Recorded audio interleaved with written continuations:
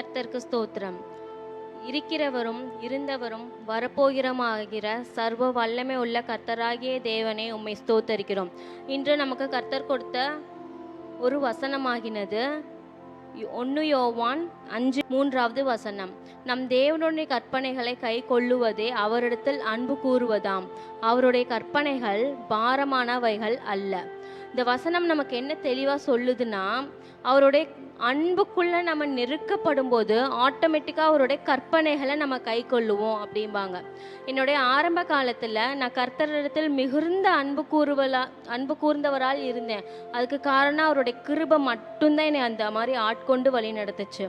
அப்ப அவருடைய கற்பனைகளுக்கு நம்ம கீழ்ப்படினும், வசனத்துக்கு கீழ்ப்படினும் அப்படிங்கிற அந்த வாஞ்சையின் தாகத்தையும் அவர் தான் கொடுத்தாரு. இன்றும் கேட்கிற அநேகருக்கு அவர் கொடுத்துக்கிட்டே தான் இருக்காரு. அவருடைய அன்பின் அந்த ஆழம் அறியாம நிறைய பேர் அவருடைய பிள்ளைகளா இருந்துமே மற்றவங்க இருதயத்தை ரொம்ப நோகடிக்கிறவர்களா இருக்கும்.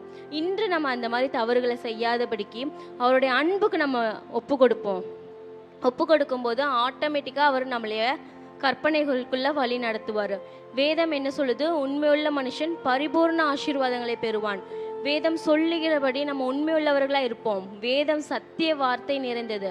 அந்த வாக்கின்படி நம்மளை பரிபூர்ணமா ஆசீர்வதிக்கிறத நீங்க அநேக கண்களுக்கு முன்னாடி நீங்க ருசிப்பீங்க. அந்த மாதிரிதான் கர்த்தர் அநேக ஸ்தலங்கள்ல என்ன பல இடங்கள்ல கீர்த்தியும் புகழ்ச்சியுமா வைத்திருக்கிறதுக்கு காரணமே உண்மையுள்ள இருதயத்தை பார்க்குறாரு. அவருடைய கற்பனைகளை நான் கை கொள்ளணுங்கிற ஒவ்வொரு நாளும் வாஞ்சையும் தான். இன்று எனக்கு அவர் கிருபை பாராட்டினது போல ஒவ்வொருவருக்கும் கிருபை பாராட்ட சர்வ வல்லவராய் இருக்கிறார்.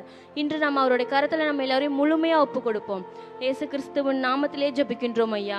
இயேசு கிறிஸ்துவின் நாமத்திலே நீர் கிருபையுள்ள தேவனாவும் இரக்கமுள்ள தேவனாய் இருக்கிறீர் ஐயா. இதுவரைக்கும் உங்களுடைய கற்பனைக்குள்ள தவறி விழுந்த நேரங்கள் எல்லாம் எங்களை மன்னித்து வந்தீர் ஐயா. இன்று நீர் உயிர் தெழுந்திருக்கப்பா. அநேகரோட இருதயத்திலும் உயிர் தெழுந்திருக்கிறீர் சர்வ வல்ல தேவனே. இன்று முதல் எங்களுடைய கற்பனைகளபடி எங்களை வழி நடத்துங்கப்பா. உமக்கு பிரியமானவர்களா இருக்கணும் ஐயா. மனிதர்களை நேசிக்கும் பிரகாரமாக இராதபடிக்கு உண்மை நேசிக்கும்படியாக நீர் எங்களை சாட்டிஸ்ஃபை ஆகணும். நீர் மகிமைப்படணும் ராஜா. அந்தபடியாக எங்களை நீர் பயன்படுத்தும் ஐயா. உம்முடைய கற்பனைகளுக்குள்ள இன்று முதல் முழுமையாக எங்களை ஒப்பு கொடுத்து அர்ப்பணித்து ஜெபிக்கின்றோம்.